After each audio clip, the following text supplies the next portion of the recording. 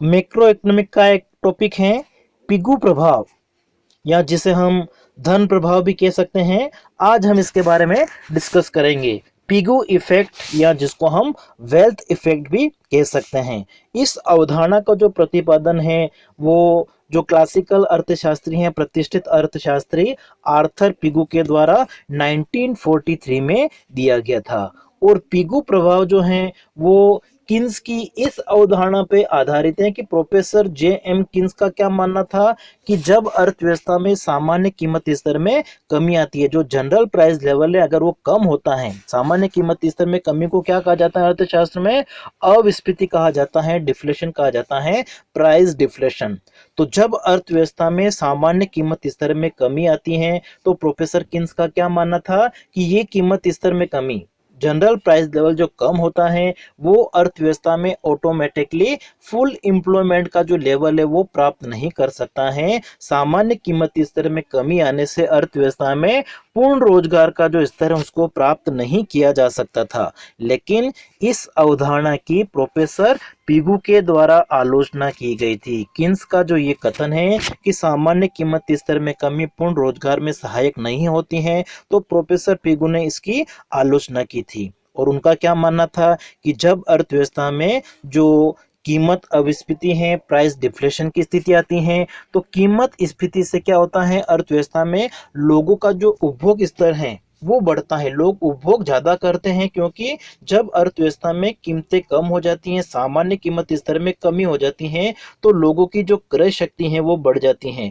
और क्रय शक्ति बढ़ने से क्या होता है, वो वस्तु एवं सेवाओं का उपभोग ज्यादा करेंगे, और अधिक उपभोग करने के लिए उत्पादन की अधिक आवश्यकता होगी। अधिक उत्पादन के लिए नए साधनों को रोजगार पे लगाना होगा, और जिससे अर्थव्यवस्था में क्या होगा, पूर्ण रोजगार की स्थिति प्राप्त हो जाएगी। तो प्रोफेसर किन्स ने जो तर्क दिया था उसकी प्रोफेसर पिगू ने आलोचना की थी, और प्रोफेसर पिगू ने अपनी एक नई अवधारणा दी थी जिसको हम क्या कहते हैं, पिगू प्रभाव कहते हैं। तो पिगू प्रभाव क्या कहता है कि जब अर्थव्यवस्था में सामान्य कीमत स्तर में कमी आती है, डिफ्लेशन की जो स्थिति है, प्राइस डिफ्लेशन, तो इससे क्या होता है, अर्थव्यवस्था में लोगों का जो उपभोग स्तर है वो बढ़ता है, और उपभोग स्तर बढ़ने से पूर्ण रोजगार का जो स्तर है, फुल एम्प्लॉयमेंट का जो लेवल, उसको प्राप्त किया जा सकता था। अब देखिए प्रोफेसर किन्स जो थे उनको, उनका क्या मानना था कि अर्थव्यवस्था में जो ब्याज दरें हैं, रेट ऑफ इंटरेस्ट हैं, अगर रेट ऑफ इंटरेस्ट कम होती हैं, ब्याज की दरों में जब कमी आती है, तो ब्याज की दरों में कमी से क्या होता है, अर्थव्यवस्था में इन्वेस्टमेंट बढ़ता है, और इन्वेस्टमेंट का लेवल बढ़ने से जो गुणक प्रभाव क्रियाशील होता है, और उससे आय में भी वृद्धि होती है। ठीक है, किन्स क्या मानते थे कि जब अर्थव्यवस्था में ब्याज की दरों में कमी आती है तो निवेश का जो स्तर है वो बढ़ेगा, और गुणक प्रभाव की क्रियाशीलता के कारण राष्ट्रीय आय का जो स्तर है, जीडीपी का जो लेवल है वो बढ़ता है। तो किन्स की इस अवधारणा का प्रोफेसर पिगू ने समर्थन किया कि हाँ, ब्याज की दरों में कमी से क्या होगा, अर्थव्यवस्था में निवेश बढ़ेगा, आय का स्तर बढ़ेगा। ठीक है, लेकिन दूसरा जो प्रभाव उन्होंने बताया था कि ब्याज की दरों में जब कमी आती है, तो प्रोफेसर किन्स का क्या मानना था कि ब्याज की दर का एक न्यूनतम स्तर आ जाता है, जिसको हम क्या कहते हैं, तरलता जाल कहते हैं, लिक्विडिटी ट्रैप कहते हैं। प्रोफेसर किन्स ने क्या बताया कि जब अर्थव्यवस्था में ब्याज की दरें अपने एक न्यूनतम स्तर पर आ जाती हैं, उसके बाद में जो ब्याज की दर है उस न्यूनतम स्तर से कम नहीं होगी, जिसे प्रोफेसर किन्स ने क्या कहा था, तरलता जाल कहा था, लिक्विडिटी ट्रैप कहा था। तो लिक्विडिटी ट्रैप के कारण क्या होता है, अर्थव्यवस्था में वास्तविक आय को बढ़ाकर पूर्ण रोजगार का जो स्तर है वो प्राप्त नहीं किया जा सकता था, ऐसा प्रोफेसर किन्स मानते थे। प्रोफेसर किन्स का मानना था, देखो, कि ब्याज की दर में कमी होने से निवेश का स्तर बढ़ेगा, आय का स्तर बढ़ेगा। तो इस कथन का प्रोफेसर पिगू ने समर्थन किया था। लेकिन दूसरा उन्होंने क्या बताया कि जब ब्याज की दरों में कमी आती है तो ब्याज की दर का एक न्यूनतम स्तर आ जाता है, जिसे प्रोफेसर किन्स ने क्या कहा था, तरलता जाल कहा था, लिक्विडिटी ट्रैप का था। और उनका मानना था, किन्स का मानना था कि लिक्विडिटी ट्रैप के कारण, तरलता जाल के कारण क्या होता है, वास्तविक आय को को नहीं बढ़ाया जा सकता है और पूर्ण रोजगार का जो स्तर है वो प्राप्त नहीं किया जा सकता है। लेकिन इस कथन की प्रोफेसर पिगू ने आलोचना की थी कि वास्तव में ऐसा नहीं होता है। उनका क्या मानना था कि जब अर्थव्यवस्था में सामान्य कीमत स्तर में कमी आती है तो कीमत स्तर में कमी आने से लोगों का जो उपभोग स्तर है, कंजप्शन लेवल, उसको बढ़ाया जा सकता है और उपभोग का स्तर बढ़ाने से क्या होगा, अर्थव्यवस्था में अपने आप ही पूर्ण रोजगार आ जाएगा। क्लियर? देखिए वो क्या कहते थे, पिगू कहते हैं कि जब अर्थव्यवस्था में क्या होता है, अविस्फीति होती है, डिफ्लेशन होता है, प्राइस डिफ्लेशन, ठीक है, मुद्रा अविस्फीति की हम बात कर रहे हैं, कीमतों में कमी होती है। तो कीमतों में कमी होने से क्या होता है, लोगों का जो उपभोग स्तर है वो बढ़ेगा और उपभोग स्तर बढ़ने से हम क्या कर सकते हैं, पूर्ण रोजगार का जो स्तर है वो प्राप्त कर सकते हैं। उनका क्या मानना था कि जब अर्थव्यवस्था में जो मुद्रा मजदूरी है, ठीक है, जो श्रमिक काम कर रहे हैं, लोग काम कर रहे हैं, उनको मुद्रा के रूप में जो मजदूरी भुगतान की जा रही है, पिगू का मानना था कि जब मजदूरी दरें कम हो जाती हैं तो इस स्थिति में क्या होगा, जो प्राइस लेवल है वो भी क्या होगा, कम हो जाएगा, जो सामान्य कीमत स्तर है वो कम हो जाता है। और जब सामान्य कीमत स्तर कम हो जाता है तो जो मुद्रा की क्रय शक्ति है वो बढ़ जाती है। मुद्रा की क्रय शक्ति बढ़ने का मतलब क्या हो गया कि मुद्रा का जो मूल्य है वो बढ़ जाता है। जैसे माना कि किसी वस्तु की कीमत 100 रुपए थी, ठीक है, 100 रुपए में हम किसी वस्तु को 1 किलोग्राम खरीद सकते थे। कोई भी वस्तु है वो 100 रुपए की 1 किलोग्राम थी। अब माना कि अर्थव्यवस्था में वस्तु एवं सेवाओं की जो कीमतें हैं वो 50% कम हो जाती हैं। माना कि अब उसकी कीमत कितनी हो गई है, 50 रुपए हो गई है, 50 रुपए की 1 किलो। तो इसका मतलब क्या हो गया कि पहले उपभोक्ता 100 रुपए में 1 किलो वस्तु खरीद रहा था, लेकिन डिफ्लेशन, जो कीमत अविस्फीति हुई है, उसके कारण अब वो क्या कर सकता है, इस 100 रुपए में पहले वाले जो 100 रुपए की मात्रा है उसमें उसी वस्तु को वो 2 किलो खरीद सकता है। इसका मतलब क्या हो गया, पहले की तुलना में अधिक मात्रा में खरीद सकता है। क्लियर?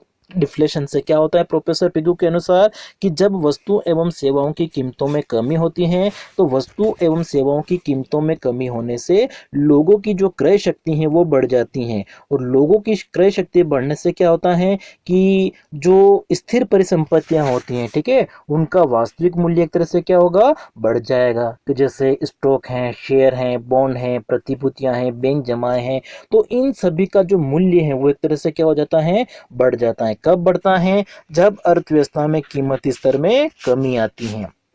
तो कीमत स्तर में कमी आने से जो ये परिसंपत्तियां हैं, एसेट्स से, इनकी वैल्यू बढ़ जाती हैं और इनके जो मालिक हैं वो अपने आप को अब एक तरह से थोड़ा धनी महसूस करेंगे पहले के कंपैरिजन में, क्योंकि वस्तु एवं सेवाओं की कीमतें कम हो गई हैं और अपने आप को अगर वो धनी महसूस करेंगे तो ऐसी स्थिति में उनकी जो चालू आय है, वर्तमान समय की जो आय है, उसमें से अपनी बचतों को वे क्या करेंगे, घटा देंगे। बचतों को कम करने का मतलब क्या हो गया, अब वो खर्चा बढ़ा देंगे अपना, मतलब लोग उपभोग वे अब ज्यादा करेंगे।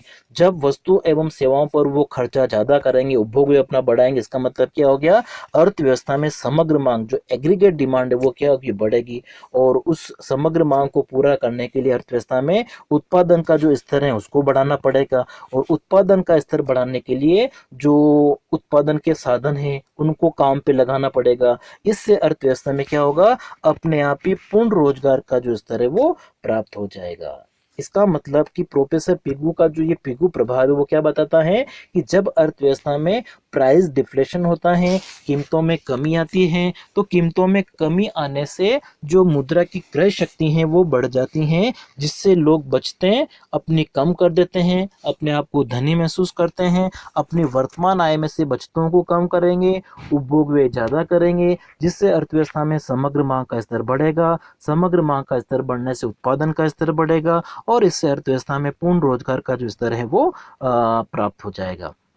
अब देखिए, जब समग्र मांग का स्तर बढ़ता है कीमतों में कमी होने से, तो इसका मतलब क्या हो गया कि ये लोग अपना जो उपभोग है उसको बढ़ा रहे हैं और उपभोग को बढ़ा रहे हैं, इसका मतलब क्या हो गया कि जो उपभोग फलन है, ठीक है, जो कंजप्शन फंक्शन है वो एक तरह से क्या होगा, ऊपर की ओर शिफ्ट हो जाएगा और लोग अपनी बचतों को कम कर रहे हैं, तो जो बचत फलन है वो क्या होगा, नीचे की ओर शिफ्ट हो जाएगा। तो अगर हम IS वक्र और LM वक्र की अगर बात करें तो लोग अपना उपभोग बढ़ा रहे हैं और बचत को क्या कर रहे हैं, कम कर रहे हैं। इसलिए जो आईएस वक्र है वो क्या होगा, एक तरह से दाईं ओर शिफ्ट हो जाएगा। प्रोफेसर पिगू का मानना था कि जब अर्थव्यवस्था में कीमत स्तर में कमी आती है तो ये जो आईएस वक्र है वो क्या होगा, राइटवर्ड शिफ्ट हो जाएगा, दाईं ओर शिफ्ट होकर इस तरीके से ये शिफ्ट हो जाएगा हमारा नया वक्र।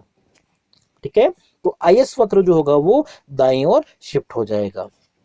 अब देखिए उन्होंने अपने इस विश्लेषण में क्या माना था कि जो मजदूरी है, ठीक है, वो एक तरह से क्या होती है, फ्लेक्सिबल होती है, लचीली होती है, लचीली, ठीक है, उसमें हम परिवर्तन कर सकते हैं। और कीमत स्तर जो है, प्राइस लेवल है, वो भी एक तरह से क्या होता है, फ्लेक्सिबल होता है। और कीमत स्तर में कमी होने से लोग उपभोग बढ़ाएंगे और इसी कारण हमारा जो आईएस वक्र होता है वो दाईं ओर शिफ्ट हो जाएगा, राइटवर्ड शिफ्ट हो जाएगा। दूसरा, उन्होंने क्या माना कि अर्थव्यवस्था में जो मुद्रा की पूर्ति है, मुद्रा का जो स्टॉक है, वो एक तरह से क्या है, स्थिर है। इस कारण से हमारा जो एलएम वक्र है उसमें किसी प्रकार का कोई परिवर्तन नहीं होगा। एलएम वक्र हमारा इस तरीके से होता है, तो एलएम वक्र जो है उसमें किसी प्रकार का कोई परिवर्तन नहीं होगा, क्योंकि अर्थव्यवस्था में मुद्रा के स्टॉक को इन्होंने स्थिर मान लिया है।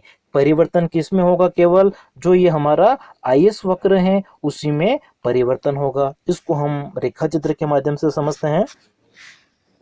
इसमें हमने दो रेखा चित्र बना रखे हैं। अगर हम इस ऊपर वाले रेखा चित्र को देखें तो ये हमारा एलएम वक्र है और ये प्रारंभिक हमारा आईएस वक्र है और ई बिंदु पर संतुलन की स्थिति है। ऐसी स्थिति में राष्ट्रीय आय का जो निर्धारण, जीडीपी का जो लेवल है वो निर्धारित कितना हुआ, ओ से लेकर वाई तक। और ई बिंदु पर संतुलन है जहां पर एलएम वक्र और आईएस वक्र दोनों एक दूसरे को काट रहे हैं, मतलब मौद्रिक क्षेत्र का संतुलन और वास्तविक क्षेत्र का संतुलन, मुद्रा की मांग, मुद्रा की पूर्ति, बचत, निवेश, ये ई बिंदु पर बराबर है। और ऐसी स्थिति में ब्याज की जो दर है वो कितने निर्धारित हुई, ओ से लेकर आर तक।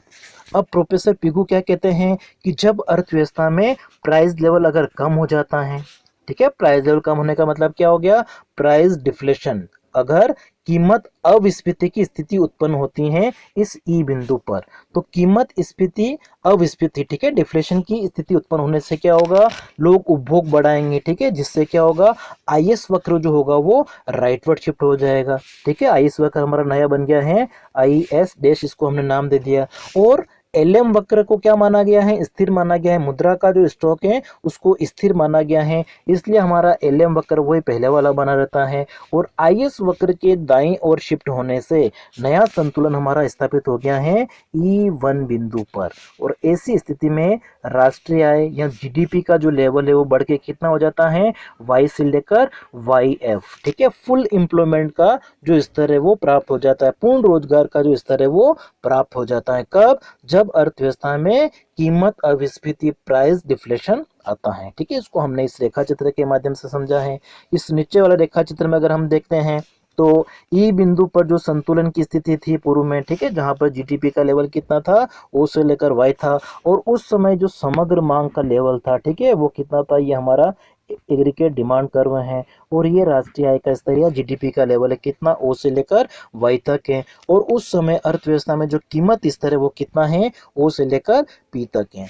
अब अगर हम मान लें कि अर्थव्यवस्था में अविस्फीति आ जाती है, डिफ्लेशन, तो इससे क्या होगा, जो प्राइस लेवल है वो क्या हो जाता है, कम हो जाता है। ठीक है, प्राइस लेवल कम होकर कितना हो जाता है, पी से P1 हो जाता है। और प्राइस लेवल कम होने से जो सामान्य कीमत स्तर है उसमें कमी आने से समग्र मांग जो है वो बढ़ जाती है। और समग्र मांग बढ़ के कितनी हो जाती है, P1 से लेकर बी तक हमने बोल दिया। ठीक है, ये बिंदु हमारा कौन सा है, बी बिंदु। तो समग्र मांग बढ़ जाती है कितनी, P1 से लेकर बी तक कह सकते हैं, या ओ से लेकर वाई एफ तक कह सकते हैं। और वाई एफ जो जीडीपी का लेवल है वो पूर्ण रोजगार स्तर पर है। इसका मतलब क्या हो गया, पिगू का मानना है कि जब अर्थव्यवस्था में प्राइस लेवल कम होता है, डिफ्लेशन की स्थिति आ जाती है, कीमत अविस्फीति जिसको हम कहते हैं, प्राइस डिफ्लेशन, तो कीमत स्तर में कमी होने से या कीमत अविस्फीति से अर्थव्यवस्था में पूर्ण रोजगार का जो स्तर है वो प्राप्त किया जा सकता है। और इसी को क्या कहा जाता है,